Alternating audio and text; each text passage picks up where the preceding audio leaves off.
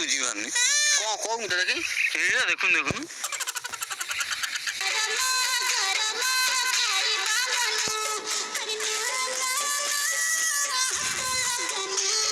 ଏତେ ସୁନ୍ଦର ଗୀତ ତୁ ଜାଣିପାରୁନୁ? କିଛି ଜାଣିପାରୁନି।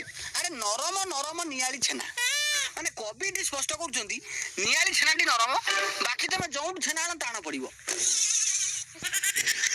ତାପରେ ଗରମ ଗରମ ଛୁଇଁବା ମନା, ମାନେ କବି ଏଠି ସ୍ୱାସ୍ଥ୍ୟ ପ୍ରତି କେତେ ଯତ୍ନବାନ ଅଛନ୍ତି ଦେଖ। ମାନେ କହୁଛନ୍ତି ଗରମ ଗରମ ଛୁଇଁବା ମନା, ପେଟ ମୁଣ୍ଡ ଖରାପ ହବ, ଝାଡା ବାନ୍ତି ହେଇପାରେ, ଥଣ୍ଡା ହେଇଯାଉ ଯେତେ ଛୁଇଁବା କଥା ଛୁଇଁବ। ତାପରେ ନା ନା ନା ତୁ ହାତ ଲଗାନା, ମାନେ ସେ ଛେନା ପାଖରେ କିଏ ଗୋଟେ ଦୁଷ୍ଟ ପିଲାଟା ଅଛି, ସେ ବାରମ୍ବାର ଛେନାରେ ହାତ ମାରୁଛି। ତ କବି ତାକୁ ସେଠି ଗାଈ ଦେଇ ପାଟି କରି କହୁଛନ୍ତି ନା ନା ନା ତୁ ହାତ ଲଗାନା। ଯାହା ହଉ ଆମ ଓଡିଆ ଗୀତ ଭିତରେ ଏତେ ରହସ୍ୟମୟ ଗୀତ ଅଛି, ବୁଝିଲା ଭଳି ଜିନିଷ ଅଛି। ମୁଁ ତ ଅଲଗା କଣ ଭାବୁଥିଲି। ନାଇଁ ନାଇଁ ନାଇଁ, ସବୁ ଓଡିଆ ଗୀତ ଯେ ଖରାପ ସେମିତି ନାହିଁ। କିଛି ଆମ ଓଡିଆ ଗୀତ ଅଛି ସେ ଆମକୁ ମୋଟିଭେଟ କରାଏ, ଆମକୁ ଇନ୍ସପାୟାର କରାଏ। ଯେମିତି ଗୋଟେ ଗୀତ ଥିଲା, ପ୍ରେମ କରିବାଟା ପାପ ନୁହେଁ ତାକୁ ଲୁଚେଇ ରଖିବା ପାପ। ଏ ଗୀତ ଶୁଣି ମୁଁ ପୁରା ଇନ୍ସପାୟାର ହେଇଗଲି। ଯୋଉ 5-6ଟା ଝିଅକୁ ଭଲ ପାଇଦେଲି, ସବୁ ଯାଇ ଗୋଟା ବାପାକୁ କହିଦେଲି।